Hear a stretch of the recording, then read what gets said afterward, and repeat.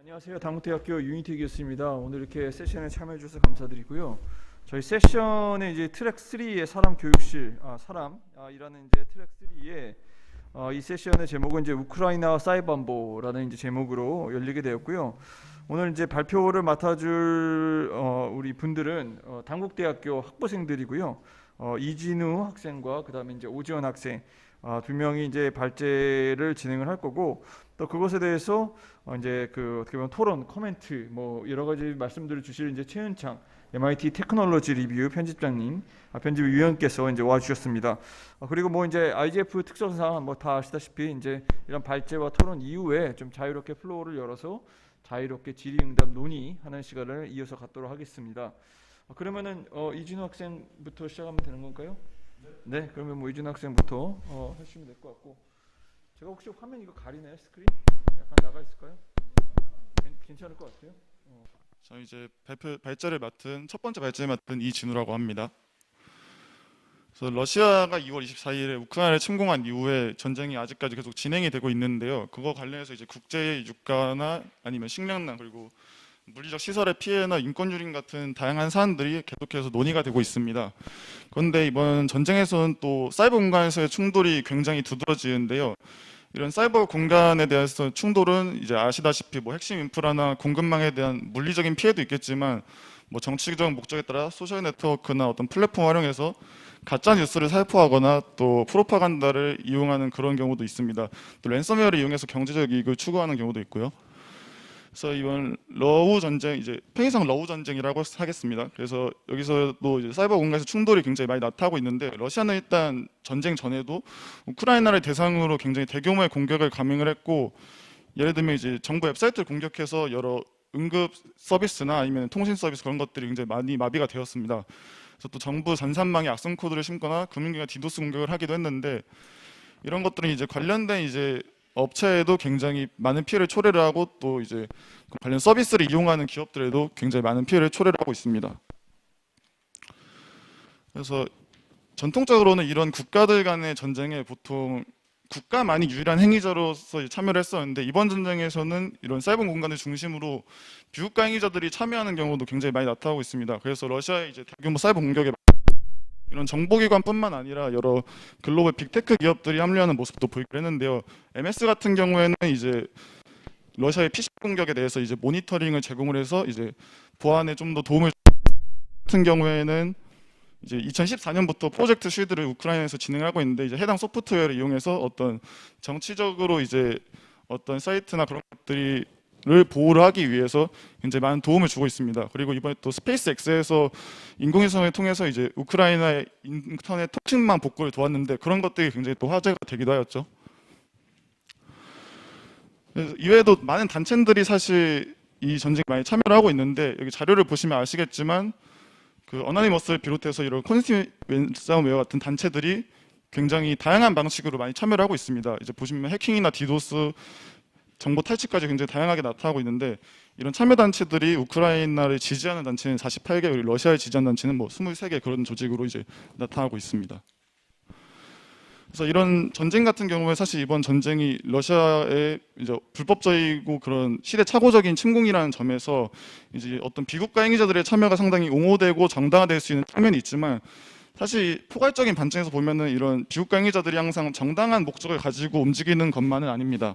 예를 들면 개인적인 경제적 이익을 위해서 어떤 랜섬웨어를 실행시킬 수도 있고, 또 사실 국가가 배후에서 이를 조종하는 경우도 많기 때문에 이런 것들에 대해서는 좀 더 생각을 해볼 여지가 있다고 생각을 합니다. 그래서 대표적인 사례가 이제 나페트나 솔라인즈 사건이 있는데, 이런 경우에는 소프트웨어 공급망을 타격을 해서 이제 여러분들이 소프트웨어를 사용하시면은 보통 업데이트를 할 때 이런 걸 많이 내려받게 되는데, 이제 그런 거 관련해서 이제 감염된 소프트웨어를 내려받아서 그런 걸 감염이 되게 되면 관련된 기업에 굉장히 막대한 피해가 초래가 되게 됩니다.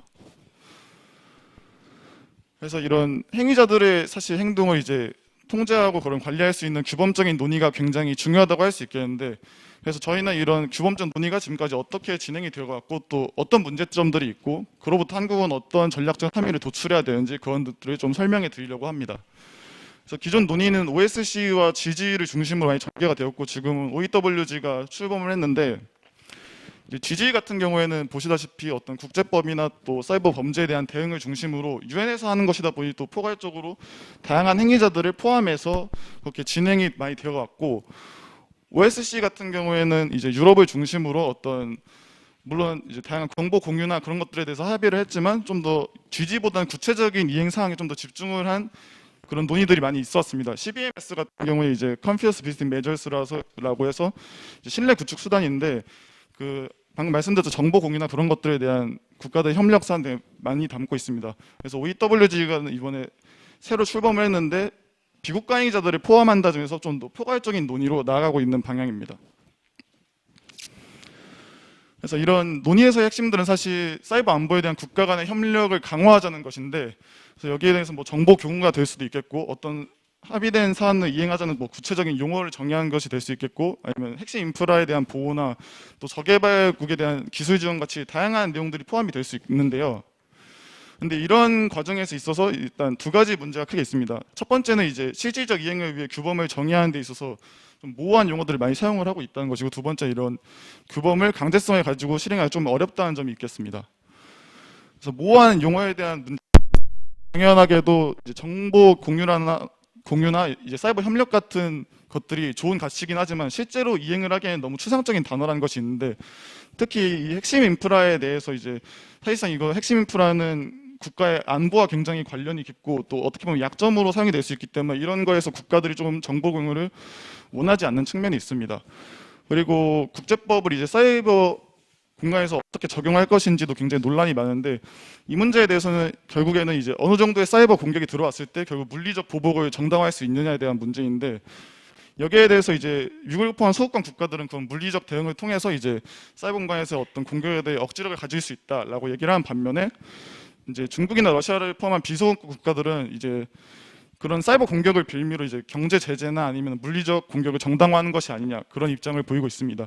이외에도 중국이나 러시아 같은 국가는 정보를 좀 더 정부에서 통제를 하고 그렇게 정부의 역할을 좀 더 강조하는 반면에, 서방 국가들 같은 경우에는 사실 정보의 자유와 이제 다자적인 거버넌스를 좀 더 옹호하는 측면이 있기 때문에 거기서도 대립이 많이 일어나고 있습니다. 그래서 이런 아직 규범이 없고 사실 강제 능력도 없는 이런 국제적인 무정부 상태 속에서 사실 있다고 볼 수 있겠는데, 또 여기에 대한 또 다른 문제가 스플린터넷입니다. 그래서 이번에 러우 전쟁에서 확인하실 수 있듯이 이런 정치적 목적이나 그런 거에 따라서 이제 인터넷망이나 소셜미디어를 이제 의도적으로 규제를 하고 분리를 하고 있는데, 이제 이전에도 중국 같은 국가는 사실 이제 자국 테크 기업을 중심으로 인터넷망을 굉장히 많이 형성을 하고 있고, 또 아래 왼쪽 자료에서 보실 수 있는 성재 정도도 사실 매우 강력합니다. 그리고 또 스플린터넷은 네트워크의 천에서도 접근할 수 있는데, 그 네트워크가 가진 속성 자체가 좀 스플린터넷을 부추기는 측면이 있습니다. 그래서 네트워크 효과라고 하면은 이제 여러분이 많이 사용하시는 카카오톡을 예시로 들 수 있을 것 같은데, 이제 메신저 플랫폼을 사용할 때 결국에는 사람들이 많이 사용하는 플랫폼을 결국 사람들이 계속 몰리게 되는데, 그런 네트워크를 통해서 효과를 통해서 어떤 중심 허브가 형성이 됩니다. 그래서 이런 중심 허브 같은 경우에는 이제 구글이나 아마존, 페이스북, 애플 같은 빅테크 기업들이 가지고 있을 뿐만 아니라 이제 이번에 국제금융 시스템인 스위프트도 사실 여기에 해당이 됩니다. 그래서 이런 중심 허브 같은 경우에는 굉장히 정치적인 측면이나 경제적인 측면에서 활용이 많이 되는데, 이런 중심 허브를 지나가는 정보들을 이용할 수도 있고 또 정치적으로는 이런 정보들을 통제할 수가 있기 때문에 굉장히 중요한 사안입니다. 특히 이런 경제적인 차원에서 이런 플랫폼을 봤을 때 플랫폼이 내는 수익이 굉장히 크기도 하고, 그렇기 때문에 국가들이 먼저 이걸 선점을 하고 또 이용하려는 시도들이 굉장히 많이 나타나고 있는데, 이번 러우 전쟁에서처럼 러시아를 스위프트에서 배제시킨 것 같이 이런 전략적으로도 활용이 되고 있는데, 그런 것들로 인해서 이제 점점 서구와 이제 부서권 국가를 중심으로 스플린터넷이 굉장히 많이 진행이 되고 있는 상황입니다. 그래서 저희는 이제 이런 것들을 확인해서 결국에 한국이 어떤 전략을 펼쳐야 할지가 굉장히 중요하다고 생각을 했는데, 한국 같은 경우에는 다른 강대국처럼 어떤 군사력이나 경제적 자원을 활용하는데 어느 정도 한계가 있습니다. 그래서 어떤 규범적 행위자로서의 이제 행위를 하고 또 한국의 이익을 프레이밍할 필요가 상당히 많다고 할 수 있겠는데, 그렇기 위해서 일단 저희는 다른 중견국들이 현재 어떤 전략을 펼치는지 조금 알아보고 여기에서 한국에 대입해서 조금 함의를 도출해 보고자 합니다. 먼저 에스토니아 같은 경우에는 그 현실주의적인 차원에서 이제 러시아의 사이버 공격에 대응해서 이제 나토라는 동맹을 굉장히 많이 이용을 하는데, 그래서 이제 탈린 매뉴얼에도 주로 이제 공격에 대한 대응이기 때문에 어떤 교전 수칙이나 대응 방안을 주로 포함을 하고 있고, 이런 것들을 중심으로 이제 국제법에서 전쟁법을 중심으로 나토 내에서 사이버 암론을 굉장히 많이 주도를 하고 있습니다. 네덜란드 같은 경우에는 좀 더 자유주의 관점에서 접근을 하고 있는데, 이제 아무래도 네덜란드 자체가 질처화가 많이 되어 있어서 평화에 대한 필요성도 있고 이미 자체도 좀 중립 외교라는 그런 이미지가 강하기 때문에 이제 에스토니아보다는 전쟁법보다는 좀 더 평화법을 중심으로 이런 규범적 논의를 진행하려고 하고 있고, 핀란드 같은 경우에는 이제 자국 이제 국가의 예전에 친소련 중심의 이제 어떤 그래서 유럽적 정체성을 잃는 그런 경우가 있었는데, 그런 걸 유럽적 정체성을 회복하기 위해서 상당히 많이 그런 것들 접근하고 있는데, 사이버 안보 분야에서도 이런 기조가 적용이 되어서 나토 회원국들과 주로 모의 훈련이나 어떤 공동기업 대응을 그렇게 많이 하고 있습니다. 그래서 아직까지는 이제 핀란드가 추구하는 그런 중립적 역할이라는 것이 사실 러시아를 포함하고 있지 않기 때문에 좀 미흡한 면이 있지만, 이런 기술 협력과 병제 예방 차원이 상당히 두드러지기 때문에 향후 발전할 가능성이 좀 높다고 볼 수 있겠습니다.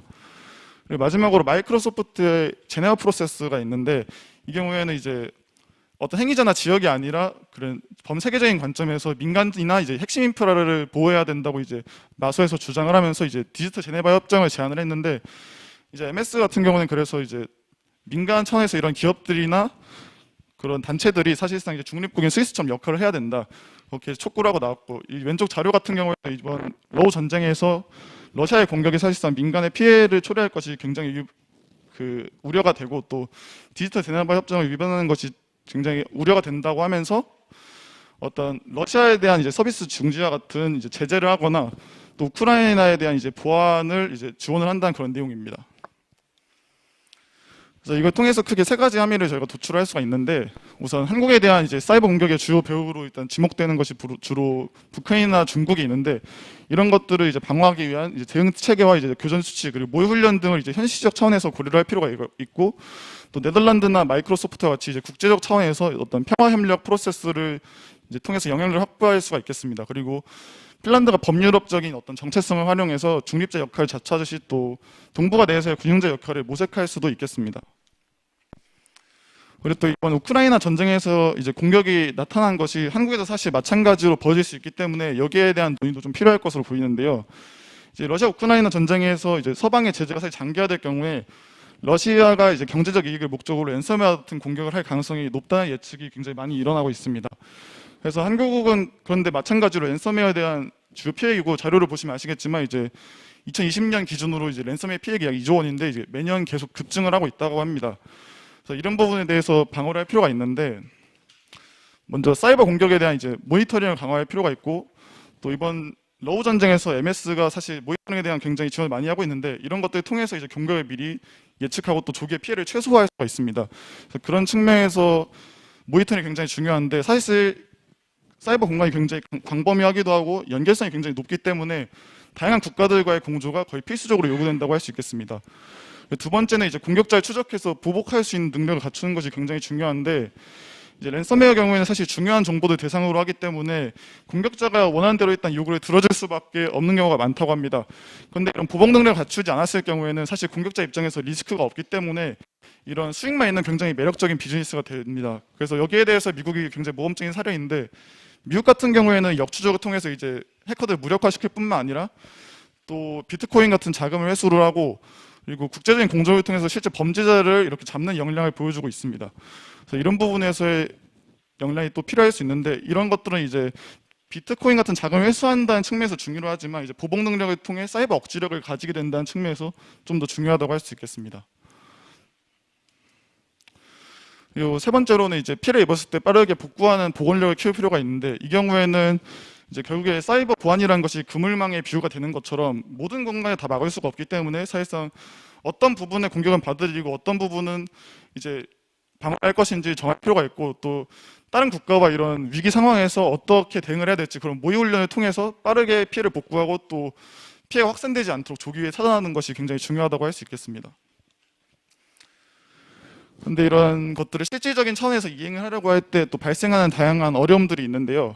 먼저 다양한 국가의 공조 차원에서 이제 한국은 아까도 말씀드렸듯이 북한이나 중국 같은 배후로 주로 지목되는 국가들이 대응을 해서 이제 미국 중심의 정보 동맹에 적극적으로 편입을 할 수도 있겠지만 뭐 이런 것들은 이제 에스토니아의 사례에서 봤듯이 사실 쉬운 방법이기도 하고 한국의 지정학적인 이점을 활용하는 방향이기도 한데 근데 사실상 그런 것들을 한국은 근데 대중 의존도가 상당히 높기 때문에 이제 2016년에 사드 사태처럼 어떤 경제적인 보복이 일어날 경우에 좀 문제가 생길 수도 있고 또 동북아 내에서의 갈등을 강화하는 것이 이제 바람직한 방향이도 좀 더 고려를 해볼 필요가 있습니다. 그래서 적극적으로 편입을 할 경우에는 사실 한국에 대한 다양한 지원이나 많은 지원을 끌어올 수가 있겠지만 이제 이번 러우 전쟁에서도 확인했듯이 결국에 전쟁을 수행하는 것은 당사국이고 또 서방은 결국에는 지원만 하는 것이기 때문에 이제 한국이 너무 적극적으로 이제 그런 태세를 취했을 때는 이제 서방의 방패막이 되는 어떤 대리 전쟁 양상을 초래할 수가 있다. 그런 부분을 좀 경계를 해야 될 것 같습니다. 그리고 다음으로는 이제 방금 말씀드렸던 그런 상황과 더불어서 이제 사실 분단이라는 특수한 상태에 놓여 있고 그렇기 때문에 이제 그리고 동북아 내 이제 행위자들의 사실상 관계가 굉장히 첨예하게 대립을 하고 있기 때문에 그런 아태 지역의 규모 형성하기에도 상당히 조금 어려운 측면이 있고 기업의 차원에서도 봤을 때 아직 한국 기업이 가진 플랫폼의 영향력이 어떤 세계적인 규범을 선도하기에는 조금 미흡한 측면이 있습니다. 그래서 한국에 저희는 이제 적극적인 편입보다는 어떤 다양하고 약한 고리를 이렇게 만들 것을 좀 제안드리고 싶은데요. 그래서 이런 경우에는 예를 들면은 적극적 동보 동맹에 편입하는 것이 아니라 안보의 차원에서 양자적으로 모의 훈련을 진행하거나 하는 것들이 될 수가 있는데 이런 것들은 협력 수준이 높지 않을지라도 이제 다양한 국가는 어떤 장점을 가지기도 하고 그리고 또 사실 한국에게 있어서 중요한 것이 또 강대국 정책에 휘둘리지 않고 독자적인 이익을 추구할 수 있는 것인데 결국에는 여기에는 ICT 역량이 많이 필요할 뿐만 아니라 다양한 행위자들의 지지를 받아야 합니다. 그래서 이전에 보였던 여러 모델들이 있는데 그런 모델들과 이제 어떤 경쟁적인 스탠스를 취하기보다는 다른 중견국들이나 이제 저개발 국가도 협력을 이제 통해서 좀 연대를 형성할 필요가 많다고 생각이 듭니다. 그래서 결국 비슷한 맥락에서 이제 한국의 영향을 확장하기 위해서 이제 저개발국에 대한 ICT 지원을 확대할 필요가 있는데 여기서 이제 국내 플랫폼 산업이 연계가 된다면 좀 더 좋은 효과가 있을 것이라 예상이 되고 또 이런 것들이 잘 진행이 된다면 현재 강대국을 중심으로 한 스플린트의 상황이 한국에 또 다른 기회로 작용할 수도 있지 않을까 그렇게 생각을 합니다. 좀 정치적 목적에 따른 어떤 프로파간다나 가짜뉴스에 대한 얘기를 좀 하고 싶은데요. 그래서 이번 듯이 그런 플랫폼이나 어떤 미디어를 통한 어떤 여론전이나 가짜뉴스가 굉장히 활발하게 이제 생산이 되고 있습니다. 근데 이것이 비단 러우 전쟁이나 그런 거기에서만 이야기가 아니라 한국 또한 이제 북한이나 중국을 비롯한 이제 여러 국가의 여론 조작 정황이 있고 또 신뢰할 수 없는 정보로 인해서 국내적 갈등이 굉장히 심각한 상황입니다. 그래서 이런 신뢰할 수 있는 정보를 형성하는 것이 굉장히 중요하다고 할 수 있는데 이제 권위주의 국가 같은 경우는 이런 플랫폼이나 중심어부를 주로 통제 수단으로 사용을 하지만 이제 오히려 민주주의 국가 같은 경우에는 어떤 ICT 기술이 결국에 정치적으로 이제 질적 발전으로 형성이 되기 위해서는 이런 ICT 기술이 결국에는 정치 관심이나 그런 것들 연결되는 어떤 연결고리가 필요합니다. 근데 저희는 거기에 대해서 어떤 플랫폼이라는 걸 정치적 플랫폼을 제시를 하고 싶은데 이제 국내 플랫폼 같은 경우에는 이제 광화문 1번가나 이제 국민청원 같은 이제 다양한 시도들이 이루어지고 있고 해외의 경우에는 이런 건전한 담론 형성을 위해서 어떤 토론 플랫폼의 루미와 같은 시도들이 일어나고 있습니다. 그리고 또 이런 정부의 정책이나 예산을 이제 시각적으로 확인할 수 있는 또 프랑스 예산 참여자들과 있는데 이런 것들을 활용하면 좀 더 가짜 정보나 그런 것들로부터 어떤 과다 정보 같은 것들로부터 좀 더 이제 걸러진 정보들을 얻을 수 있고 좀 신뢰할 수 있는 정보 형성하는 데 도움이 되지 않을까 생각을 합니다. 그래서 결론적으로 이런 거버넌스의 차원에서 이제 플랫폼을 발전할 경우에는 이제 이것이 한국이 국제적 영향력으로 이어질 수 있고 특히 이런 민주주의의 증진이라는 측면에서 이제 새로운 규범적 가능성을 제공할 수도 있다고 이제 말씀드리고 싶습니다. 그래서 일단 첫 번째 발표는 여기까지이고 이제 컨트롤 타워에 대한 것도 굉장히 사이버 안보에서 중요한 부분인데 거기에 대해서는 이제 오지원 하구님께서 이어서 설명을 해주시도록 하겠습니다. 네, 감사합니다. 네, 안녕하세요. 두 번째 발표를 맡은 오지원입니다. 네, 이제 사이버 안보가 국가 안보의 핵심적인 사안으로 이제 인식되면서 각국은 사이버 안보 전략을 모색하고 있습니다. 사이버 위협에 대응해서 각국은 기술적으로 방어 역량을 이제 강화하며 공세적 방어 전략도 제시하고 있는데요. 이제 법 제도들을 정비하거나 국제 협력 강화하는 등의 여러 기사를 통해 여러분이 보실 수 있을 거라고 생각합니다. 이제 한국의 경우는 2003년 이후부터 사이버 안보 측면에서 컨트롤 타워 정립은 주된 정책적 과제가 되었습니다. 6월 25일 인터넷 대란을 시작으로 7월 7일 디도스 공격, 3월 4일 디도스 공격, 농협 전산망 장애, 이 다양한 이제 사이버 공격을 경험하면서 사이버 안보 정책과 연결되게 되었는데요. 여기서 저는 컨트롤 타워에 대한 논쟁, 그리고 미국의 컨트롤 타워와 그리고 사이버 위협 정보 공유 추진 체계, 그리고 한국의 컨트롤 타워의 상황, 그리고 거버넌스 모델을 중심으로 초점으로 해서 진행을 하도록 하겠습니다. 우선 국가 행위자 외에 해당 영역에 대한 이해관계를 가진 모든 당사자들에게 평등한 위치에 참여하고 논의하는 다중이해 당사자들은 컨트롤 타워의 기능의 필요성이 제기되고 있습니다. 정부, 민간, 그리고 산업 간의 이 여러 가지 공통적 이해를 바탕으로 제도적 기반을 이제 추구하기 위해서는 사이버 안보 컨트롤 타워와 그리고 정립이 필요한데요.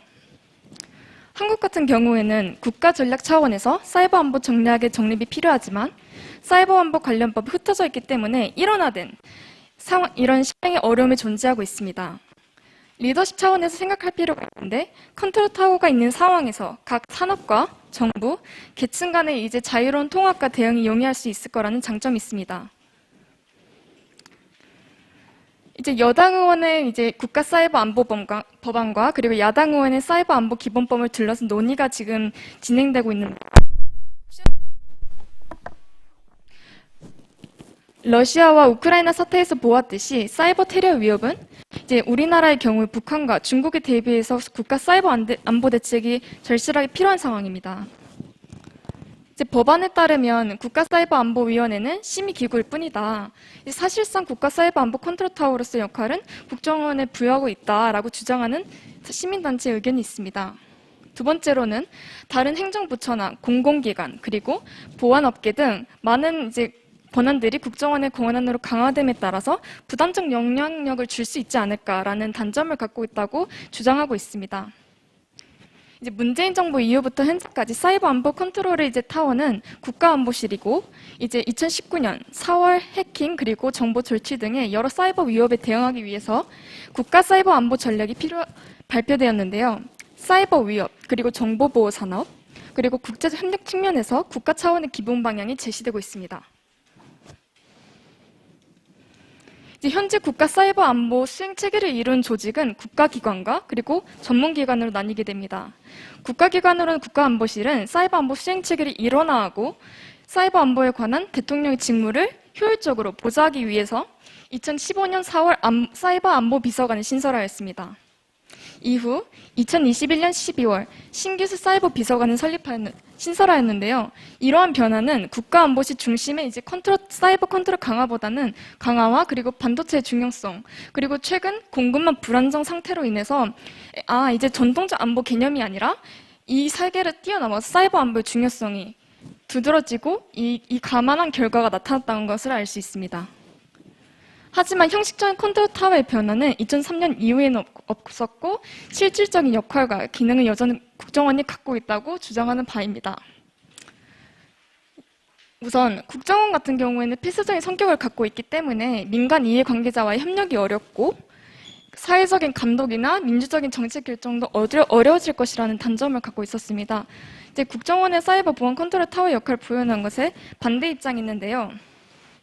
우선 국정원 같은 경우에 사이버 보안 컨트롤 타워가 될 경우에는 민간을 사찰할 수 있을 거다라는 비판이 있지만 하지만 이에 대한 설득력이 좀 약하다고 생각을 합니다. 국정원의 컨트롤 타워가 된다고 하더라도 민간 기업의 모든 것을 살피고 실시간 감시할 수 있는 것이 아닙니다. 보안 업무상 민간 기업에 대한 조사가 필요할 경우에는 몰래 정보를 훔쳐내는 것이 아니라 해당 기업을 찾아가서 조사가 이루어지는데요. 또한 국정원이 일반적으로 조사를 수행할 수 있는 구조가 아닙니다. 안보상의 문제로 조사가 필요할 경우에는 고등법원 수석 판사의 허가를 받아야 되는데 승인을 날 경우에는 디지털 정보 확인 조치 허가서를 발부받아서 집행하는 구조 형태입니다. 그렇기 때문에 무조건적인 비판은 어려운 문제라고 생각을 합니다.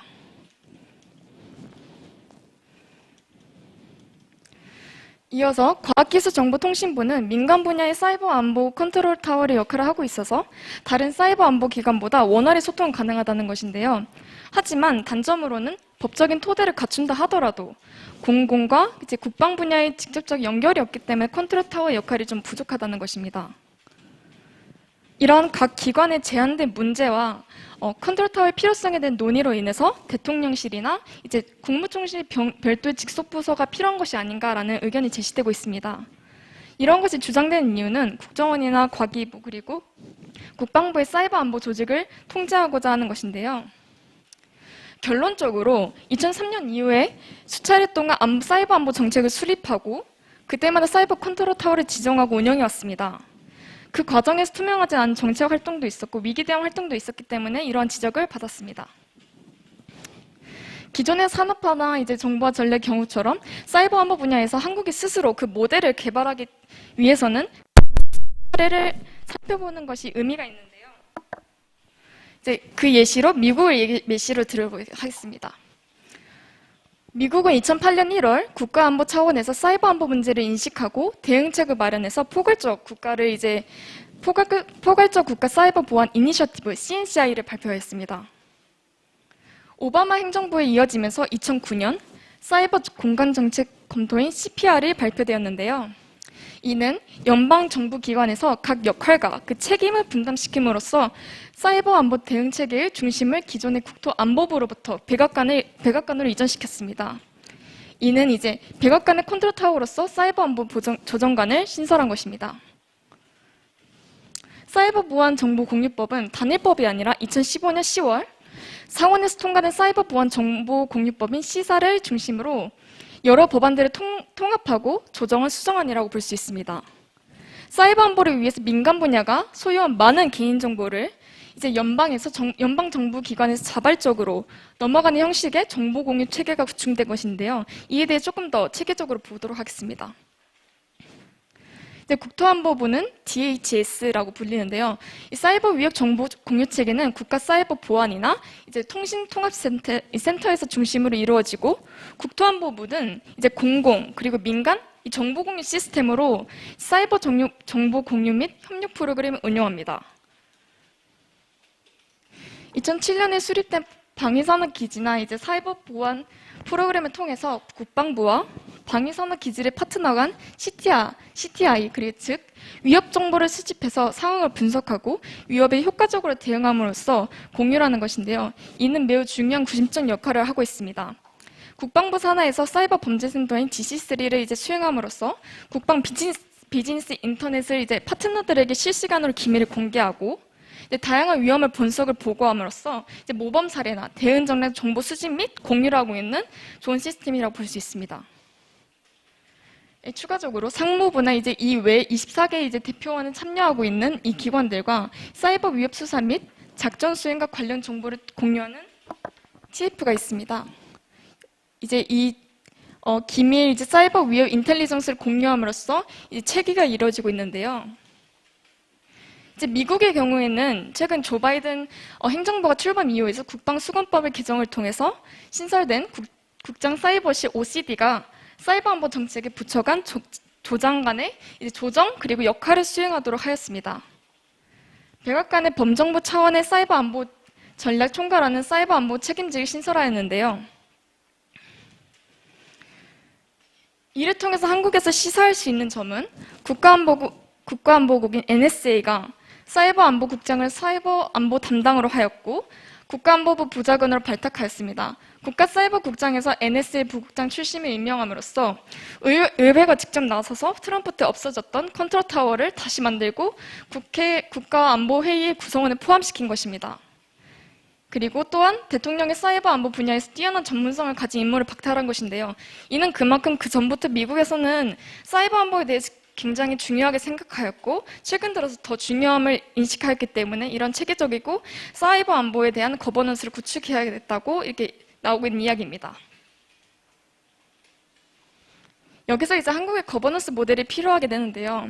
이제 국정원 특성상 폐지적이라는 것을 보완해서 국정원이나 과기부 그리고 국방부 그 외 각 부처가 이제 거버넌스에 참여하는 것은 투명하고 일원화된 체계를 이제 갖춘 예시가 될 것인데요. 이제 미국의 경우에 이제 사이버 위협 정보 공유와 관련한 다양한 가이드와 그리고 그 라인들이 굉장히 많이 만들어져 있습니다. 제가 앞서 설명했던 그 체계처럼 사이버 위협 정보의 유형과 그 범위 그리고 공유 방법들이 구체적으로 제시가 되어 있는데요. 이제 관계자와의 인식의 제고를 통해서 정책의 활성화나 실효성을 높일 수 있다는 장점이 있습니다. 또한 사이버 공간에서 발생하는 이슈가 국가 안보에 미칠 수 있는 모든 역량들을 이제 신속하게 예방하고 대응할 수 있는 것을 정보 공유 시스템을 통해서 사회에 인식할 수 있는데요. 하지만 여기에 대한 단점 또한 저희가 모든 미국의 시스템을 따라갈 수 없다는 점도 있습니다. 그렇기 때문에 한국에 필요한 체계를 좀 보완하지만 그대로 따라할 수 없다는 장점이 있긴 합니다. 한국의 경우에 지금 현재는 정보의 공유가 각 분야마다 이제 한정되어서 이루어져 있기 때문에 공공 영역에 비해서 상대적으로 민간 영역의 경우에는 정보 공유를 마련하거나 이제 법적인 강제성이 없고 이제 자발적인 위협 정보의 이러한 수집과 분석 그리고 전파가 어렵기에 국가 안보를 위협할 수 있는 시급한 사이버 위협에 즉각적인 대응을 할 수가 없습니다. 결론적으로 신속하고 효과적인 사이버 공격을 예방하고 그 대응 능력을 갖출 수 있도록 공공과 그리고 민간 영역을 아우르는 사이버 위협 정보 공유 컨트롤 타워를 마련해야 된다는 것입니다.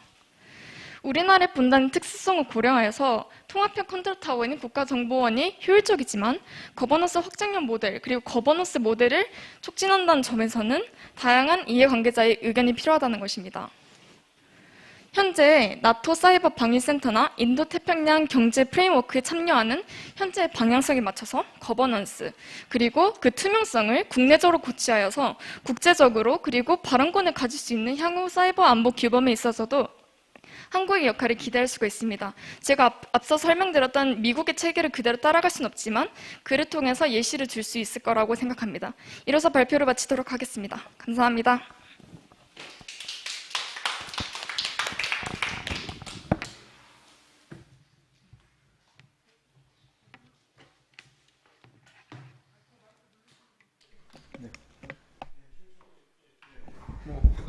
선생님 해주시죠. 말씀해 주시죠. 예, 안녕하세요. 저는 MIT 컬리뷰 최은창 편집위원입니다. 저는 일전에 이제 국정원 쪽의 사이버 안보법 관련해서 제가 좀 자문을 해본 적이 있어가지고 오늘 발표가 되게 뜻깊고 되게 시의적절하다는 생각이 들었습니다. 그래서 그 짧은 시간 안에 굉장히 엄청난 오버뷰를 보여주셔서 감사드리고, 제 느낌은 이제 우크라이나 전을 통해서 이제 사이버 안보에 대한 경각심을 좀 가지게 된 것 같긴 한데, 사실 생각해보면 지정학적으로 우크라이나와 러시아의 관계가 한반도랑 좀 비슷한 부분이 있는 것 같아요. 왜냐하면 주변에 강대국들이 있고 그 강대국들이 굉장히 진영 논리에 의해서 구분돼 있고 만약에 이제 그 국지전 양상이 발생하면 굉장히 오랫동안 지속될 수 있기 때문에 우리나라가 우크라이나가 되지 말라는 법이 없거든요. 그래서 그 다른 나라들이 우크라이나 전쟁을 바라볼 때 보는 시각보다는 우리 한반도에서 우크라이나 전을 바라볼 때 느끼는 어떤 기시감이라든지 어떤 유사성에 대한 위협은 좀 상당할 거라고 생각이 듭니다. 발표자께서 이제 말씀하신 게 이제 사이버전의 양상이 우크라이나에서 어떻게 일어나고 있고 우리나라의 이제 사이버전 컨트롤 타워가 어떻게 돼야 되는지에 대해서 두 가지로 크게 나눠서 말씀하신 것 같은데, 제가 좀 궁금한 거는 이제 첫 번째 발표자께서 말씀하신 게 이제 한반도의 어떤 방향성에서 어떤 좀 전략을 취할 때 적극적인 편입이 아니라 좀 약한 고리를 좀 형성해서 중견국 간의 연대를 형성해야 된다고 하는데, 제가 아까 거기서 이제 궁금했던 건 이제 한국만의 독자적 규범 형성 방안이라고 했는데, 한국만의 독자적 규범 형성이 가능한가요? 그래서 이제 약간 약한 고리에 대한 필요성은 무슨 말인지 조금 감은 잡았지만, 그 중견국 연대에 대한 구체적 내용을 조금 좀 설명해 주시면 감사드리겠다는 생각이 들고, 그 스프린터 넷 같은 경우는 두 번째 질문으로서 한국에 또 다른 기회가 될 수 있다고 하셨는데 이게 무슨 말인지 잘 모르겠습니다. 왜냐하면 스프린터넷 같은 경우는 사실 이제 사이버 안보랑은 조금 보안이랑 조금 연관이 없는 게 그냥 그 인터넷이 연결될 수 있는 그 러지컬 레이어들 끊어버리는 거거든요. 그래서 IP 주소를 이제 바꾸다던가 아니면은 서로 라우링이 안 되게 차단해 버리는 거서 지금 이제 우리나라가 이제 코리아 co.kr이잖아요. 근데 러시아는 .ru거든요. 근데 유럽에서 .ru를 치면 접근이 안 되고 그 러시아에서도 이제 뭐 유럽 국가를 치면 접근이 안 되는 식으로 이제 구분돼 버리는 식으로 가버렸기 때문에 그 스플린터넷은 엄밀히 말해서는 그 스플린터넷 현상은 인터넷에 파편화하고 인터넷에 분절하고 인터넷 세계가 이제 권위주의 국가와 자유주의 국가 여기 나눠진다는 의미는 있어도 그것이 스플린터넷 자체가 곧바로 사이버 보안 위협을 의미하지는 않거든요. 조금 구분해서 봐야 될 것 같아요. 그래서 일단은 그 두 가지가 좀 궁금해서 좀 얘기를 해주시면 좋겠고, 그리고 이제 그 오지원 그 발표자께서 말씀하신 것 중에 뭐 여러 가지 얘기를 하셨는데 제가 좀 살펴보니까 그 이번에 이제 윤석열 대통령께서 그 국가 사이버 안보 보좌관을 임명을 하셨어요. 그래서 보니까 국정원 출신이 임명이 됐습니다. 사이버 보안 담당자께서 승진해서 이제 대통령실로 들어가게 된 건데요. 그러니까 그 이명박 정부 때는 이제 군 출신이 이제 사이버 보안을 하셨고 양 진영에 약간의 갈등이 좀 있었던 걸로 기억을 하는데 지금 발표자께서 말씀하신 거는 국정원이 현실적으로 하는 것이 이제 적절할 수도 있지만 좀 거버넌스 투명성이 필요다 이렇게 이해를 하고 있습니다. 네. 근데 제가 볼 때 미국과 이걸 좀 견주어서 이제 설명을 하셨는데 미국의 어떤 정부 조직과 연방 정부 조직과 한국 같은 경우는 좀 좀 편면적으로 대비하기에는 굉장히 조직이 특성이 되게 크고 상이한 부분이 많습니다. 미국 연방 엄청 크기 때문에 그래서 좀 정부 조직법에 좀 차이가 좀 있어가지고 그걸 일률적으로 비교 분석하는 것은 조금 어려울 수도 있지 않나 생각이 좀 들었고 제가 주목하고 싶은 건 그거예요. 그 사이버 정보 공유법이라고 있잖아요. 그 사이버 시큐리티 인포메이션 쉐어링 액트라고 있는데 시사라고. 근데 이것이 제가 이제 그 예전에 살펴본 적이 있습니다. 근데 제가 이건 굉장히 중요한 법이라고 봤는데 그 이유가 뭐냐면은 우리나라뿐만 아니라 다른 일반 국가에서 사이버 보안에 이제 그냥 랜섬웨어식이 아니라 국가 인프라를 공격하는 식으로 공격이 들어왔다가 쳐요. 그러면은 기업들은 담당자가 문책을 당할까봐 숨깁니다. 주가 떨어질까봐. 그리고 정부 기관들은 문책 당할까봐 또 쉬쉬해요. 그러니까 정보 공유는커녕 큰일 났다 이거 어떡하지 하면서 쉬쉬하면서 넘어가고 비슷한 부처에서 옆에 부처에서 비슷한 리크가 생길 수 있어도 그걸 공유를 안 해서 몰라요. 그러니까 이런 아주 안 좋은 현상이 있었던 거죠. 우리나라뿐만 아니라 다른 모든 데서 그 관행이 그렇습니다. 그래서 이제 시사 같은 경우는 어떻게 되냐면은 어떻게 공유가 가능하냐 찾아봤는데 일단 면책을 시켜요. 자기가 이제 브리치를 당했어도 그 면책을 해줍니다. 그리고 공유를 하게끔 권장을 해주죠. 게다가 거기에 이제 그 어떤 해킹 당했을 때 정보가 적혀 있을 거잖아요. 개인정보 같은 그거 싹 지워요. 그리고 나서 공유를 해요. 그러니까 굉장히 편한 거죠. 처벌에 대한 부담도 없고 개인정보 프라이버시 유출에 대한 부담도 없는 거예요. 그러니까 또 국가 사이버 보안의 관점에서 보면 굉장히 훌륭한 법이었던 거죠. 근데 우리나라에는 이게 없습니다.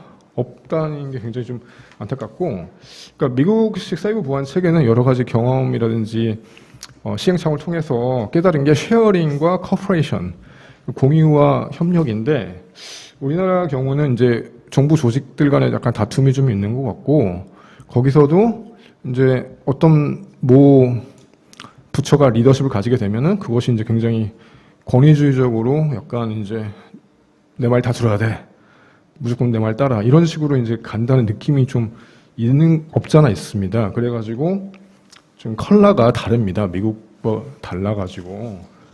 우리가 좀 그런 체질 변화는 좀 해야 되지 않을까 생각이 되게 들었고, 그 사이버 보안 정보 공유법은 굉장히 잘 만든 법이라고 생각이 들어서 이번에 이렇게 소개를 하신 거는 의미 있다고 그렇게 생각이 들었어요.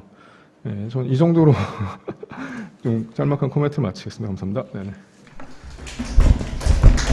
네, 감사합니다. 지금 뭐 여러 가지 우리 발표해 주신 어떻게 보면 이해 당사자, 우리 사회 인터넷 거버넌스 구성하는 이해 당사자 중에 언론, 뭐 그다음에 학계, 그다음에 우리 학생들 나와 주셨는데 여러 가지 좋은 코멘트를 받은 것 같아요. 코멘트 및 질문을 받은 것 같은데 아마 하고 싶은 말들이 많을 것 같은데 일단은 한번 여기 그 플로어를 열어서 좀 더 추가적인 질문이라든가 코멘트가 있으면 마저 받고 다시 한번 대답을 하고, 그러니까 우리 발표자분들도 대답을 해도 되고 또 IGF의 특성상 이제 청중들 중에서도 대답을 하셔도 되고요. 그렇게 대답을 하시면서 또 추가적인 질문 사항이 생기면 또 질문을 받고 그 다음에 또 대답하고 뭐 그런 식으로 좀 약간 자유롭게 유연하게 해나가면 좋을 것 같습니다. 그래서 일단 뭐 온라인이라든지 아니면 여기 지금 플로어에 계신 분들 중에 혹시 뭐 하고 싶은 말씀이라든가 아니면 뭐 질문 같은 게 있으실까요? 그러면 일단은 그 좀 기다리는 시간 동안에 우리 발표자가 뭐 편안하게 대답할 수 있는 정도 내에서 대답을 하고 또 본인도 또 궁금한 게 있으면 같이 궁금한 거를 같이 제기해서 같이 또 논의하는 시간을 가지면 좋을 것 같아요.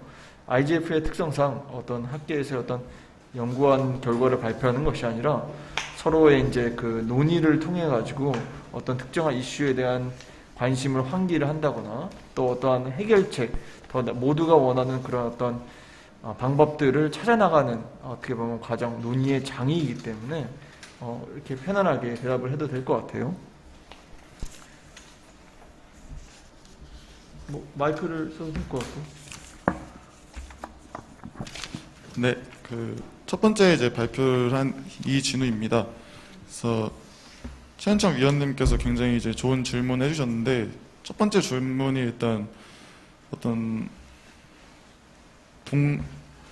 독자적인 그래서 규범 형성이 한 것이었고 또 두 번째는 이제 스플린터넷이 한국의 또 다른 기회가 될 수 어떤 의미냐라고 이제 질문을 주셨어요.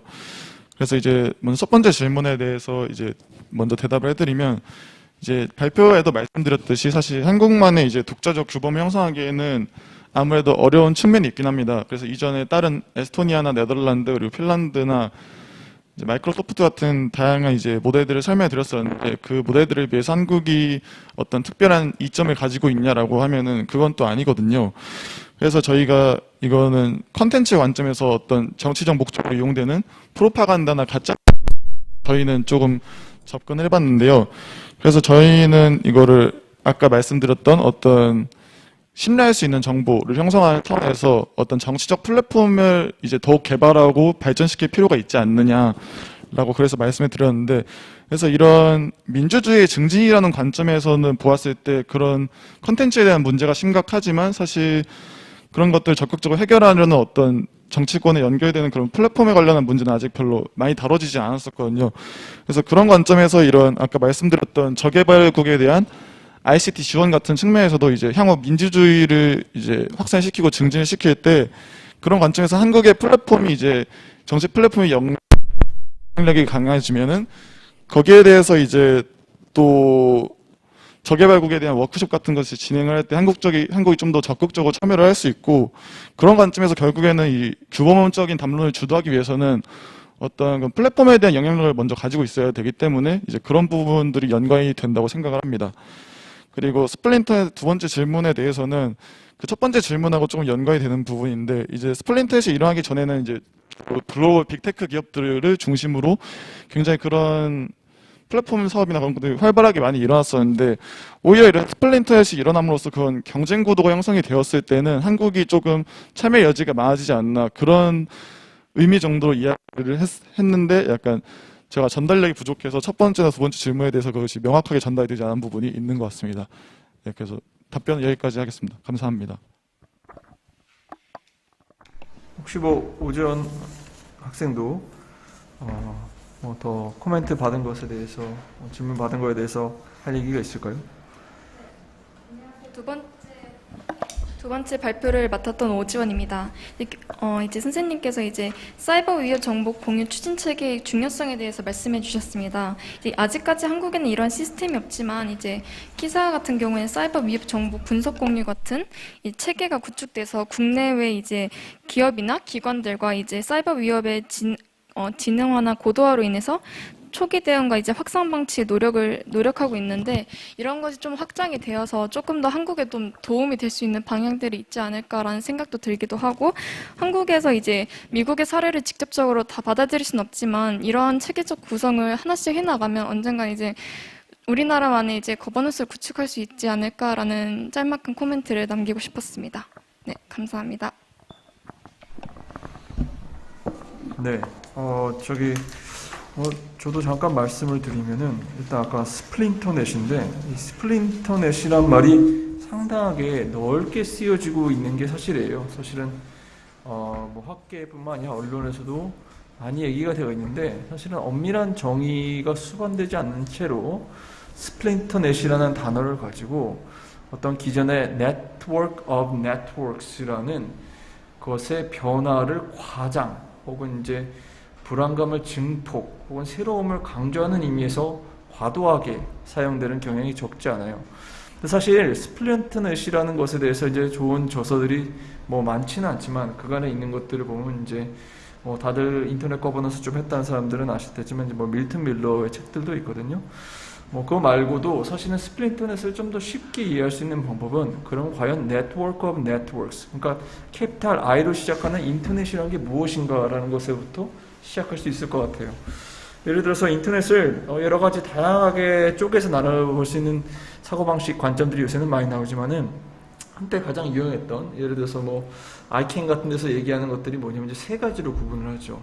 하나는 이제 인프라 레벨에서의 네트워크를 얘기하고 또 하나는 로직 레벨에서의 네트워크를 얘기하고 세 번째는 컨텐트 레벨에서의 얘기를 얘기해요.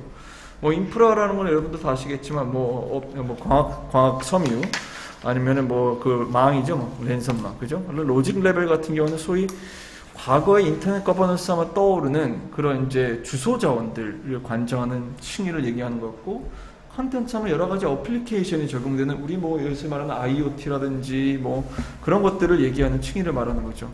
자, 그러면 스플린터넷이라는 것은 어디 층위에서의 과연 균열 혹은 갈라짐을 얘기하는 것인가에 대해서 우리가 따져볼 필요가 있는 거예요. 근데 지금 재밌는 게 이제 최현창 선생님께서 얘기하신 거는 거의 이제 그 로직 레벨에서의 이제 스플린터넷을 얘기를 한 거죠. 그죠? 그러니까 기존의 DNS라든가 IP 어드레스라는 것이 상당하게 통합적으로 운영되어서 전 세계가 다 연결되어져 있었던 것이 당연하게 여겨졌었는데, 이런 것들이 끊어짐으로 인해서 인터넷이 더 이상 그 인터넷이 되지 않는 상황을 우리가 거의 이제 맞이하고 있는 것이 아닌가라고 생각을 하고 있는 것이고요. 그렇기 때문에 이제 위기감이 있는 것이고, 사실 더 크게 현실적으로 우리가 위기감을 느끼는 부분들은 어플리케이션 부분에 있어서인 거죠. 그죠? 그러니까 예를 들어서 중국에서 하고 있는 소위 말하는 The Great Firewall이라는 것은 페북이라든가, 그죠? 아니면 뭐 트위터라든가 구글이라든가 그런 거에 접속을 하지 못하는 거잖아요. 근데 그런 것들을 가지고 어떤 이들은 스플린터넷이라고 하는데, 뭐 아까 말씀하신 것처럼 그 다음에 어떤 데서는 완전히 그냥 완전히 그냥 셧다운을 해버리는 경우들이 있는 거죠. 그런 것들을 누군가는 스플린터넷이라고 하기도 하고. 하지만 세 가지 층위에서의 지금 말한 현상들은 다 서로가 다른 현상들이고, 그것에 대한 대처 방안도 다를 수 있고 해결 방안도 다를 수가 있는 거예요.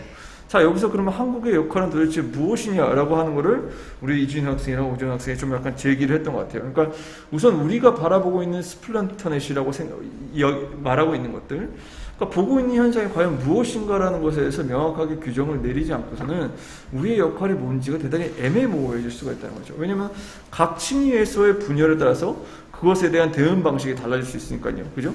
인프라 같은 데서 어떤 층위가 나눠져 있다. 예를 들어서 사하라 사막 이남에 흔히 개독들이 경험하는 그런 어떤 그 단절이라는 것은 비교적 그 해결 방식이 단순할 수 있어요. 물론 그런 대규모 인프라 사업에 투자하는 금융이라는 것이 상당히 크기 때문에 이제 되게 큰 국가들 위주로 해가지고 인프라 사업을 벌이기도 하는데, 그에 비해서 최현찬 선생님께서 얘기하신 어떤 그 로직 레벨에서의 분열 같은 경우는 상당히 심각한 걸 수가 있고요. 인터넷 체계에 영향을 미칠 수 있기 때문에. 그 다음에 컨텐트 레벨에서의 분열이라는 것은 상당히 인권이라는 것도 연결이 많이 돼요. 뭐 중국의 이제 그 감시망 체계 같은 것들이 이제 인권이랑도 연결이 많이 되고 있기 때문에 그런 부분들에 있어서 우리가 이제 어떻게 대처를 해야 되는가, 어떤 목소리를 주장해야 되는가라는 여러 가지 이제 제기들이 될 수가 있겠죠.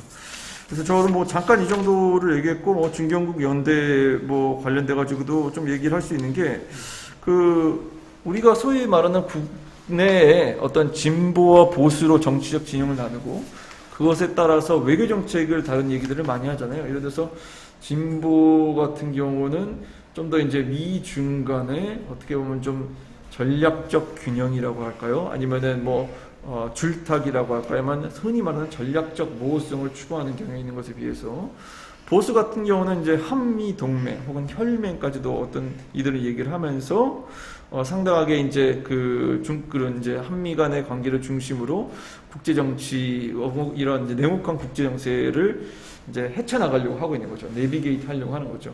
자, 그런 상황에서 과연 인터넷 거버넌스의 경우에서 우리나라는 어떠한 목소리를 낼 수 있는 어떤 초당적인 목소리를 낼 수 있는 것이고 그것을 향해서 수렴할 수 있는 것인가, 국내 수많은 이해 당사자들이 수렴할 수 있는 것인가. 당장에 선거 기간만 봐더라도 우리나라가 반쪽으로 쪼개져 있잖아요. 쪼개져 있는데 그렇다는 얘기는 사실은 외교 정책에 있어서도 상당히 쪼개져 있는 의견을 가지고 있는 가능성이 큰 거죠. 그죠? 그런 상황에서 과연 어떻게 우리나라의 목소리를 초당적으로 하나로 합치할 수 있을 것이고 또 그러한 지향점이 될 수 있을 만한 우리나라의 인터넷 전략, 디지털 전략 뭐 그런 것들은 어떤 것인가 라는 것들도 사실은 고민이 필요해 보여요. 일단 이 정도로 하고 또 얘기를 들으면서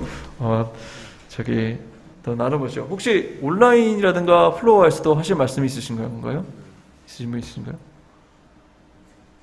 자, 없으시면 우리 최현정 선생님께서 옆에서 하실 말씀이 많으신 것 같은데 좀 말씀 듣고 또 발표자 말씀 듣고 또 추가적으로 말씀 혹시 듣겠습니다. 뭐 줌이라든지 온라인 그 유튜브 채팅창에 올라오는 글이 있는지 한번 살펴봐서 얘기해 주시면. 네, 있나요? 예, 혹시 뭐 유튜브라든지 그 줌 그 채팅창에 올라온 질문이 있으면 전달해 주시면 감사드리겠습니다. 저는 사실 이제 법학자로서 사실 밀턴 뮬러를 옛날에 한번 만났었거든요. 그 독일에서도 한번 만났었고, 근데 밀턴 뮬러는 이제 한국에 대해서 좀 흥미롭게 관찰하고 있는 건 맞는 것 같은데, 근데 밀턴 뮬러가 이제 마이크로소프트한테 펀딩을 받아가지고 그 트래킹하는 거 있잖아요. 사이버 해킹을 했을 때 그것이 이제 누구가 했는지를 이제 찾아 추적하는 식의 프로젝트를 시작을 했어요. 왜냐면 애트리뷰션 이제 그 해킹을 했을 때 사실 누가 한지 모르기 때문에 사실 미사일 쏘면 누가 쏜지 알잖아요. 예, 그 궤도 추적하면 되니까. 그러니까 그냥 발뺌하거나 아니면 걸렸어도 이제 꼬리 자르기식으로 우리가 지시한 조직이 아니라 그냥 우리가 알지도 못하는 이상한 조직이 다만 우리 영토 내에서 하고 도망갔는데 우리도 누군지 모르겠다 이런 식으로 꼬리 자르기를 하는 경우가 많습니다. 그러니까 어떤 retaliation이라든지 어떤 합법적으로 이것들 뭐 제재를 내리던가 이런 식으로 할 만한 프루프가 없어요. 그래가지고 이렇게 지금 어떻게 보면 그 무법천지식으로 지금 사이버 국제 관계에서 사이버 공격들이 이루어지고 있는데. 과연 이제 이런 상황에서 규범적 논의라는 게 가능한 것인가에 대해서 지금 좀 약간 회의적인 입장을 가지고 있었습니다. 그래서 UNGG 뭐 이렇게 그 정부 전문가 그룹들도 계속 많이 모였었거든요. 근데 그 몇 년 동안 했지만 사실 얻어진 게 없어요. 그래서 저는 이런 부분에 대해서 참 이렇게 국제정치학에서 현실주의적 입장을 가질 수밖에 없다는 그런 생각이 막 들게 되는데. 그 교수님께서는 이제 이렇게 사이버 보안 관련돼서 국제 조약들이 이제 논의가 계속 되는데 이것이 과연 의미가 있는 건지, 실효성이 있는 건지에 대해서 많은 그 학자들이라든지 그 국제 정치 하시는 분들이 약간 어때 뭐 논의를 이제 추적은 하지만 되게 씁쓸하게 보시는 관점이 있는 것 같아요. 그래서 이거 어떻게 보시는지 아니면 이제 국제적인 합의가 이제 사실 어렵고. 근데 그 당사자들이 사실 또 전쟁을 하는 거거든요. 그러니까 이게 그 게임의 룰을 어떤 지켜갈 만한 독립적인 주체가 없습니다. 그래서 그 사이버 보안 부분은 결국 현실주의적 관점을 볼 수밖에 없다는 생각이 굉장히 드는데 아니면 이게 안 되면은 그냥 IT 기업들이 전 세계에 다 연결돼 있으니까 오히려 IT 기업들이 연결해서 애트리뷰션 하는 게 훨씬 빠르지 않나. 그러면 이제 적어도 팩트는 알 수 있잖아요. 예, 누가 어떻게 사고를 치고 누가 범죄를 저질렀는지. 근데 차라리 이제 그렇게 기술적인 해결책이 좋지 않나라는 생각까지 들게 되거든요. 그래서 그 부분에 대해서 이제 그 발표자와 교수님께서 어떻게 생각하시냐면 한번 얘기를 들어보고 싶었습니다. 네. 혹시 뭐 이준호 학생이라든가 오지원 학생 제기하고 싶은 질문이라든가 또 코멘트.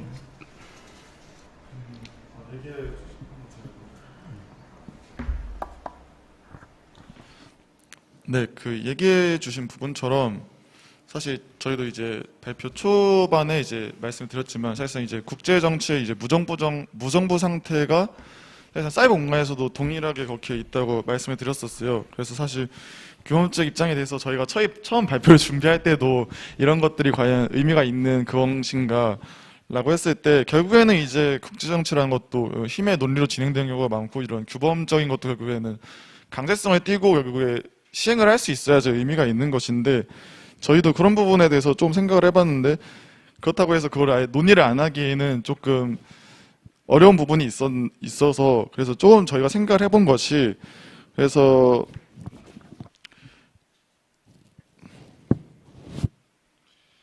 이런 현실주의적인 관점에서 물론 국제정치적인 관점에서 보았을 때는 조금 어려운 규범을 형성하기도 어렵고 실행하기도 어려운 측면이 있지만 이제 그래서 저희가 집중한 것이 아까 말씀드린 국내적 차원의 어떤 정치 플랫폼이라든지 그런 거버넌스 형성이 중요하다고 말씀을 드린 게 결국에는 이런 국제적 상황에 대응하기 위해서는 이제 국내적 거버넌스라든가 일원화가 굉장히 잘 이루어져야 되는 측면이 있고 아까 말씀드렸던 그런 어떤 대응 체계나 그런 것도 결국에는 안에서 제대로 이루어져야지 이제 바깥에도 대응이 가능하고 또 바깥에서 이제 다른 국가들에 대한 공조도 더 쉽게 가능하다고 생각을 하거든요. 그래서 그런 관점에서 이제 저희가 또 컨트롤 타워에 대한 얘기를 한 것도 어느 정도 반영이 되어 있고 그래서 저희는 일단 기본적인 논의가 이제 국제적인 차에서 당장은 효용이 없을지 모르지만 일단 국내적인 거버넌스 형성하는 데 있어서 충분히 이제 국내는 왜냐하면 권위체가 있으니까요. 그래서 그런 측면에서 좀 더 의미를 가질 수 있지 않을까 그렇게 생각을 했습니다. 네. 혹시 뭐 다른 그래서 저는 이제 약간은 다른 관점으로 국제적 논의를 바라보고 있거든요. 그러니까 물론 현실주의적 논의라는 것이 지금 약간 그 함의하는 뉘앙스라는 것이 결국 국가들 간의 합의라는 것이 무슨 의미가 있는 것인가. 결국은 전쟁하고 싶으면 전쟁하고 친구하고 싶으면 친구해서 자기가 원하는 것을 얻는 것이 이 세상 아닌가. 또 국제정치, 냉엄한 국제정치가 아닌가라는 이제 시각이 있다는 건 알고 있는데 그럼에도 불구하고 뭐 완벽한 건 없지만은 국제정치에서도 어느 정도 소위 말하는 뭐 자유주의적인 혹은 이제 구성주의적인 힘이 작동을 하고 있어요. 예를 들어서 GG라고 하죠. UNGG, 그죠? United Nations Group of Government Experts, 그죠? 그래서 정부 전문가 그룹이라는 것이 2000년대 초반부터 이제 모이기 시작해서 6회까지가 이루어졌고요. 6회까지 이루어지는 와중에 제가 기억이 지금 정확한지 모르겠지만 4번 정도 합의가 이루어졌을 겁니다. 2차, 3차, 4차, 6차였던가요? 뭐 정확하진 않지만 이제 그 정도인데 자 그러면서 6차가 이제 최근에 마무리가 됐었죠. 금년에 아마 마무리가 된 걸로 기억하고 있는데 그러면서 이제 합의문이 나왔어요. 그 합의문을 보게 되면은 이제 어떠한 얘기를 하냐면요. 그런 얘기를 해요. 이게 에퀴스라는 말이 좀 법적 전문 용어인데 이게 뭐냐면 기정사실처럼 됐다는 기정법처럼 됐다는 얘기를 해요. 무슨 말이냐면은 이게 어느 정도의 규범으로서 우리가 합의를 했기 때문에 너네들이 이거를 안 지켜? 그러면은 실제적으로 제재할 수 있는 어떤 수단들은 없지만은 UN Peacekeeping Operation처럼 PKO처럼 그럼에도 불구하고 뭘 할 수 있냐면은 바로 네이밍 앤 쉐이밍 같은 걸 할 수 있어요. 그러니까 우리가 모두가 어떤 하기를 약속으로 지켰는데 이것들을 지키지 않아? 그럼 우리는 규탄할 수 있는 거죠. 물론 아주 회의적으로 하면은 그런 규탄이나 네이밍이나 쉐이밍이 무슨 의미가 있냐 하고 싶으면 하는 네프틴처럼 뭐 그런 식의 회의적인 시각도 있을 수 있지만은 그러한 예를 제외하고서는 대부분의 나라에서는 그런 네이밍이나 쉐이밍하는 레퓨테이션 커스트에 대해서 민감할 수밖에 없어요. 당장 여러분들도 우리나라 대통령이 해외에 나가서 부끄러운 짓을 하게 되면은 그렇잖아요. 국내적으로도 국제적으로도 네이밍 앤 쉐이밍을 하게 되면은 정권의 지지도에 있어서 상당히 부담감을 느낄 수밖에 없거든요. 특히 민주주의 정체성은. 자, 그런 식에 봤을 때 우리가 합의된 것이 있다라는 것은 어쨌든 간에 국가들 간에 기존의 사이버 공간에 있어서 약속된 것이 없었지만 이제 약속된 것이 생겼고 자, 여기에 이제 레드라인이 쳐졌기 때문에 니네들이 이거를 넘어? 누군가가 넘어? 그러면 이것에 대해서 우리는 비난할 수 있게 되는 겁니다. 그런 의미에서 사이버 공간에 대해서 국가들 간 합의가 없던 2000년도 전에 비해서 지금 이제 그런 지지의 합의문이 생겼다는 데에서 어느 정도 의미가 있다고 생각을 하고요. 물론 규범 그 자체는 아까도 뭐 우리 학생들도 얘기를 했지만은 어느 정도 실효성, 강제성에 있어서 한계가 있긴 나름이지만은 지금 말한 이제 어떤 국가들 간의 행위의 규제에 있어 어느 정도의 영향력이 있는 것이 맞고요. 또 어떤 의미가 있냐면 나중에 이것이 어떤 국제법을 만들려고 국가들이 실제로 노력했을 때, 즉 인터내셔널 트리티라는 구속력 있는 법으로 누군가가 만들려고 할 때, 국제사에서 만들려고 할 때 과연 무슨 법을 만들 것인가, 어떤 법을 만들 것이냐 했을 때 기존에 합의된 규범이 막강한 영향력을 발휘를 하거든요. 우리가 이 정도의 규범을 만들어놨기 때문에 국제법은 이런 식으로 가야 된다. 그래서 애초에 90년대, 2000년대 초반에 미국 같은 경우는 국제법을 만드는 것에 반대를 했었어요. 그에 비해서 러시아 같은 경우는 대단히 찬성을 했었고요. 근데 이제는 미국 정부 관련 입장에서 국제법에 대한 얘기들이 적지 않게 슬슬 나오기도 해요, 가끔. 자, 그런 의미에서 어떻게 보면 국제적 논의라는 게, 그러니까 그 규범이라는 게 그렇게까지 회의적으로 봐야 되는 것은 아니다 라고 생각을 하고요. 자, 관련돼 가지고 사실은 또 IGF이기 때문에 좀 더 제기하고 싶었던 문제는, 원래 인터넷 거버넌스 포럼이잖아요. 거버넌스라는 거는 거버먼트라 대비되는 개념으로 다양한 행위자, 사회의 다양한 행위자들이 참여하는 거거든요. 말씀드렸다시피 정보 관료뿐만 아니라 어떠한 이 사안들을 통치, 거버닝함에 있어서 어떻게 할 것이냐면 다양한 행위자, 정부, 비정부 행위자, 비정부 행위자는 기업, 시민사회, 개인, 뭐 등등등등 이 포함될 수 있는 건데, 자, 과연 이 사이버 안보라는 영역에 있어서 시민사회라든가 개인이라든가 기업들이라는 것이 어떻게 영향을 미칠 수 있느냐. 자, 이것과 관련돼서 사실 컨트롤 타워 얘기도 했었잖아요. 근데 과연 그것도 되게 최현지환 편집위원께서 되게 대단히 재밌는 얘기를 하셨던 게, 이제 미국 같은 경우는 제도적으로 이런 이제 어떻게 보면 이제 비정부 행위자들의 참여라든가 비정부 행위자들에 의한 정보 공유를 상당히 이제 정보 공유에서 비용을 줄일 수 있는 여러 가지 제도적 장치들이 있었고, 우리나라는 이제 그런 것들이 부재하다고 얘기를 했던 것 같아요. 자, 그래서 사실 저는 좀 제기하고 싶은 게, 어떻게 하면은 기존의 전통적인 안보 영역에서조차 시민사회라든가 각 개인들의 목소리를 내기 어려웠었는데, 소위 말하는 뭐 비전통 안보라고 하는, 뭐 별로 저는 좋아하지 않는 단어는 아니지만은 신흥 안보라든가 하여튼 그러한 사이버 안보 영역에서 여기에 참석하고 계신 분들과 같은 분들이 어떻게 목소리를 낼 수 있도록 이 거버넌스 체제를 구축해 나갈 것인가. 사실 이것에 대해서도 좀 얘기를 하면 재밌을 것 같아요. 왜냐면은 기존의 전통 안보 같은 경우는 어쨌든 간에 국가와 국가들 간의 충돌이었어요. 국제법적으로 규정되어 있는 전쟁의 개념은, 정의는. 근데 사이버 안보라는 것은 상당히 이제 우리나라 말로 안보라 번역돼서 그렇지, 사이버 시큐리티는 그 피해 대상이 상당히 폭이 넓거든요. 그죠? 군인들뿐만 아니라 기업, 개인들. 그죠? 지금 이제 소위 말하는 러우 전쟁에서의 러시아의 사이버 공격의 주요 수단은 뭐냐면 디스인포메이션이에요. 디스인포메이션. 중국과는 좀 약간 다 성격이 다른 거죠. 물론 사이버 공격도 여러 가지 종류가 있습니다. 얘기는 다 지금 안 하지만은 어쨌든 디스인포메이션의 대상은 누구냐? 반드시 군이나 정부 요원들이 아니에요. 일반 민간인들을 대상으로 하는 디스인포메이션입니다. 그렇다고 한다면 사실은 전쟁이라는 것이, 기존의 시빌리언은 사실은 우리가 이제 국제법상으로 금지되어 있는 공격 타겟이었는데, 사이버 공간에서는 무차별적으로 모두에게 전쟁이 벌어지고 있는 거죠. 그죠? 자, 이렇다시피 사실은 이제 전쟁의 공간, 전쟁의 지형도 바뀌어가고 있는데, 자, 이러한 현상도 감안했을 때 우리나라에서는 사이버 안보를 위한 거버넌스를 어떻게 좀 맞춰 나가는 것이 좋은 것인가 라는 생각이 드네요. 자, 혹시 뭐 다른 뭐 코멘트라든가 질문 같은 게 있으실까요? 온라인 상에는 유튜브에 뭐 채팅창에 없나요? 올라온 게 없나요? 오케이.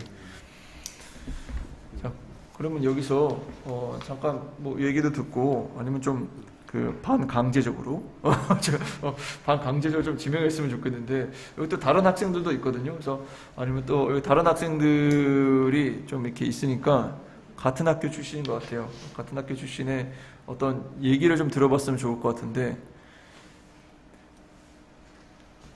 다들 눈빛을 피하고 있네요. 제 눈빛을.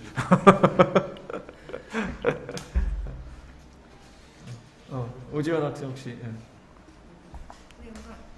교수님께서 마지막 질문을 하셨던, 이제 어떻게 시민사회나 이런 분들의 목소리를 낼 수 있을까, 이제 이 부분에 대해서 좀 생각해 보고 싶은데요. 이제 어제 이제 위원회 대통령실에서 이제 사이버위원회 이제 지난 대통령직 이제 인수위원회에서 이제 대통령 직속으로 신설하기로 했던 그 위원회들의 설치 문제가 이제 위원회가 아닌 협의체나 자문그룹으로서 이제 국정과에 대한 직속으로 만들겠다고 한 위원들이 또 많다고 이제 효율적인 거버넌스 설계를 위해서 이 협의체나 자문그룹으로 이제 만들어질 것이다 이렇게 결정이 나왔는데요. 이런 부분에 대해서 이제 위원회 형식으로 갔었으면 이제 시민단체가 직접적인 참여가 어렵지만 이제 협의체나 자문그룹의 경우에는 이를 갖고 공통적인 관심사를 갖고 있는 이제 협의체나 이제 자문그룹이 만들어지게 되면은 같이 참여할 수 있는 거버넌스를 구축할 수 있지 않을까 그런 방법도 생각해 보았습니다.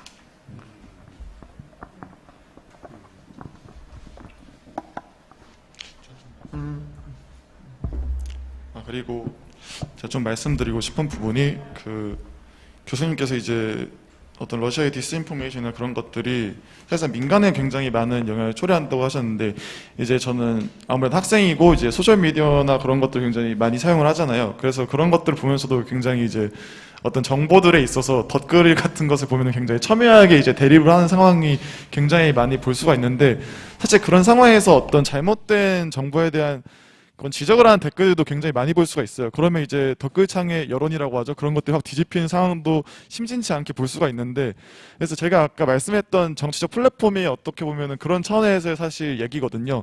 이제 광화문일본가 같은 경우에는 이제 그런 뭐 어떤 정보를 제공하는 플랫폼은 아니고 어떤 정책 제언을 국민이 할 수 있게 하는 건데, 거기에 있는 게 이제 정책 제언 이제 게시물을 올리면 댓글을 쓸 수 있는 기능이 있어요. 그래서 여러 가지 의견들을 이제 공유를 하고 있는데, 비록 이게 많이 활성화는 되어 있지 않지만 이제 바텀업 방식에서 그런 것을 할 수 있다는 거에서 굉장히 많은 지지를 받고 또 호응을 얻기도 했는데, 문제는 아까 신뢰할 수 있는 정보 형성에 있어서 그런 것들을 이제 너 바텀업 방식으로 하다 보면은 이게 자정이 일어날 수도 있고 안 일어날 수 있는 거예요. 그래서 그렇다 보니까 이제 사실은 탑다운 방식의 그런 소통도 필요한데, 그러니까 예를 들면 어떤 정책을 제안을 했을 때 정부 전문가가 와서 그런 거에 대해서는 이러이러한 것이 있고 이러이러한 것이 있다라고 이제 상호작용이 사실상 일어나는 게 거버넌스에서 굉장히 중요하다고 생각을 하거든요. 그래서 그런 차원에서 봤을 때 지금은 이제 여론이나 그런 게 너무 막 한쪽으로 편향되는 쪽으로 간다 해서 사실 뉴스 그런 댓글이나 뭐 차단되는 쪽으로 많이 가는 걸 확인할 수가 있는데, 그러기보다는 어떤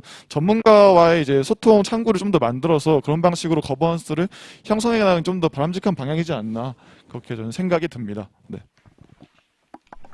그 아까 저는 이제 최현창 선생님께서 얘기하셨던 것 중에 하나가 그거였어요. 이제 그 인포메이션을, 그러니까 어떠한, 그러니까 인터넷상에서의 위기가 왔을 때 어떠한 위기의 종류인가를 빨리 공유를 하고, 그래서 다른 행위자들이 그것에 대처할 수 있도록 하고, 동시에 이 위기에 대처할 수 있는 방법이 무엇이다라는 것을 빨리 알려주고, 그런 것들을 공유할 수 있는 네트워크의 구축이 대단히 중요하거든요. 물론 우리나라도 이제 인터넷진흥원이 국내라든가 국제적으로 여러 가지 컨택 포인트를 만들어서 그런 것들을 하고 있긴 하지만은, 근데 이제 그 과연 이제 사적 행위, 그러니까 프라이빗 액터들, 혹은 이제 non-governmental 액터들, 비정부 행위자들이 그런 어떤 이제 침해를 당했을 때 그런 것들을 공표하는 것에 대해서 여러 리스크가 있다고 얘기를 했잖아요. 주가가 떨어진다거나 아니면은 자신들의 vulnerabilities, 그러니까 취약점을 노출을 해서 또 다른 공격을 초래한다거나 뭐 그런 이제 리스크들이 있기 때문에 사실은 그 인포메이션 쉐어링을 부담스러워하는 부분도 있고, 또 사실은 법적으로 여러 가지 규제가 있는 경우, 그러니까 예를 들어서 이러이러한 보안들을 만들어 놨어야 되는데 그런 보안들을 안 해놨기 때문에 오히려 페널티를 받게 되는, 이중적으로 페널티를 받게 되는 어떻게 보면 좀 리스크도 있는 거거든요. 자, 이제 그러한 것들을 어떻게 보면 이제 보완해 줄 수 있으면서 동시에 인터넷 쉐어링을 장려할 수 있는 인센티브의 제도적 마련이라는 게 상당히 중요하고요. 또 동시에 이제 그 민간 행위자들의 역량을 필요로 하는 경우도 많이 있습니다. 그러니까 민간 행위자들 중에서 인터넷에 대해 사이버공학에서 기술적인 차원에서 더 앞서 있는 경우가 정부 행위자들보다 앞서 있는 경우가 상당히 많이 있으니까요. 자, 그렇게 될 경우는 정부 행위자들이 어떠한 이제 침해를 당했을 때 이들로부터 도움을 얻어야 되는데, 자, 여기서 문제는 뭐냐면은 그러한 이제 침해를 당한 사안이라는 게 상당히 안보상의 기민한 그러니까 민감한 문제들을 다루고 있는 경우들이 많이 있죠.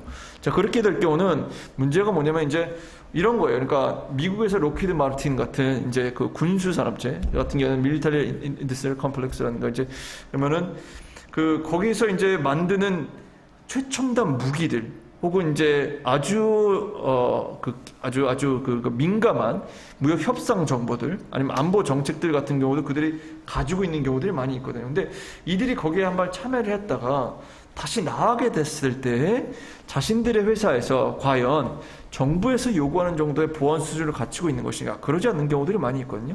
자, 그러면은 중국의 아니면 러시아의 에스피어나지들은 누구를 늘릴까요? 국방이라든가 국방부, 우리나라 국방 같은 경우는 아예 독립된 네트워크니까 그쪽으로 타고 들어가기보다도 오히려 거기서 일하는 사람들, 그죠? 컨트랙 한 사람들을 회사를 침투해가는 게 더 빠를 거예요. 그래서 기밀 정보들을 내는 게 빠를 거예요. 그러니까 무슨 말이냐면은 과연 이러한 여러 가지 행위자들이 사이버 안보 거버넌스 영역에 참여를 했을 때 그에 수반되는 보안적, 안보적 그런 문제들을 또 어떻게 해결할 것인가, 그죠? 그러한 것들을 만약에 동일한 수준으로 요구를 한다면은 아마도 기업들은 또 참여 인센티브가 떨어질 거예요. 왜냐면은 그러한 보안적인 레이어를 하나 더 깔 때마다 그만큼 더 많은 비용을 의미하거든요. 그죠? 더 많은 투자를 의미하는 것이고. 자, 그러한 이제 디스인센티브가 있기 때문에 이러한 트레이드 오프를 또 어떻게 조정해 나갈 것인가 고민도 필요할 것 같아요. 네, 제가 뭐 하나 더 첨언 드리자면 사실은 이제 지금 한반도 그 안보라든지 정세가 되게 정말 이렇게 빨리빨리 변하기도 하고 참 복잡한 거라고 생각이 드는데요. 사실 이제 그 사이버 안보 관련해서 이제 우리가 이제 미국이랑 많이 협력을 하고 있는 게 현실이거든요. 근데 그런 면에서 사이버 보안 정보 공유법 같은 그런 비슷한 법안을 우리 국회가 좀 통과시키는 방향으로 가는 게 좋지 않을까 생각이 들고요. 그 교수님께서 말씀하셨던 그 디스인센티브라든지 코스트가 증가될 수 있는 그러니까 프라이빗 섹터의 입장들을 조금 고려해줘서 그런 코스트가 그렇게 많이 들지도 않고 그 비즈니스 쪽에서도 이렇게 취약성이 증가하지는 않을 것이다라는 안심을 시켜주면서 하는 게 좋겠는데 지금 상태로서는 뭐 공유하라는 뭐 법적 강제성도 없고 자기들이 뭐 얘기 안 하면 그만이라고 생각이 들고 관에서 연락이 오면 이제 그냥 대충 막 회피하고 이런 식으로 가니까 그러니까 오히려 오히려 관에서는 좀 더 자기 네트워크들을 좀 더 잘 해보려고 하다 보니까 오히려 이제 그 긴장감이 높아지고 이런 식의 악순환이 갈 수도 있기 때문에 아까 시민사회 참여가 가능하다는 그런 것도 좀 어떤 관에서 좀 유연성을 보여줘야지 이제 시민들이 갈 수가 있는 건데 그건 이제 뭐 기밀성이라든지 뭐 사안의 중대성 이런 거 가지고 그냥 관에서만 서로 얘기할 수 있지 뭐 다른 액터들은 못 들어온다라는 식으로 얘기를 하면 안 되기 때문에 좀 유연성을 좀 증가시킬 필요가 있다고 생각합니다. 아무튼 제 요점은 그 다양한 액터들이 참여하려면은 좀 그 사이버 보안 안보 담론도 좀 유연성이 좀 필요하다고 생각이 들고 그리고 국회에서는 사이버 침해 정보 같은 경우들을 공유할 수 있는 좀 인센티브 시스템들을 좀 잘 제도적으로 마련하는 게 필요하다 이렇게 생각이 듭니다. 네, 감사합니다. 네. 자, 혹시 뭐 마지막으로 좀 이렇게 더 제기하고 싶으신 질문이라든가 아니면 뭐 현재 진단 혹은 뭐 아니면 코멘트에 대한 코멘트 뭐가 있을까요?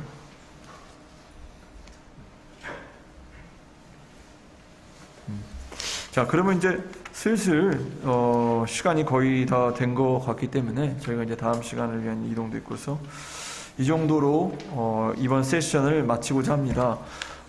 저는 이번 세션이 그래도 유의미했던 것은 어떤 지점이냐면은 우리 학생들이 이 영역에 있어서 관심을 가지기 시작했고 예전부터 이제 사회의 거대한 변화는 보통 대학생들의 열기와 열망에서 시작됐거든요. 민주화 같은 것들 보더라도 뭐 그렇게 거창한 것들이 아니더라도 이제 인터넷 거버넌스에 있어서 이제 지금 뭐 윤석열 대통령께서도 뭐 판교에 오셔서 아니면 또 다른 데서도 계속 사이버 안보, 그 다음에 사이버 안보 관련 인재 육성의 중요성에 대해서 대단히 큰 목소리를 강조를 하고 계시고 또 그런 의미에서 사실은 기술만을 집중하기 쉬운데 사실은 기술이 사회에 적용되기 위해서는 정책이 있어야 되거든요. 그러니까 정책적인 논의가 없이는 사실은 기술만 발전시킨다고 국가가 그러한 기술들을 바로바로 적용할 수 있는 건 아니거든요. 그런 의미에서 우리 여기 오신 오늘 학생들과 같은 인문사회학도들의 인터넷 거버넌스에 대한 논의는 상당히 이제 고무적이고 격려가 된다고 생각이 됩니다. 오늘 참석해 주셔서 발제해 주셔서 두 분께 감사드리고 또 상당히 이제 미숙한 면들이 많았을 텐데 학부생에도 불구하고 또 이렇게 정말로 전문적인 날카로운 질문과 또 견해를 밝혀주신 최은창 편집위원께도 감사의 말씀드리고, 또 여기 참여해 주셔서 여러 가지 논의를 경청해 주시고 또 참여해 주신 여러분들께 온라인, 오프라인 이렇게 모든 분들께 감사드리며 이번 세션을 마치도록 하겠습니다. 감사합니다.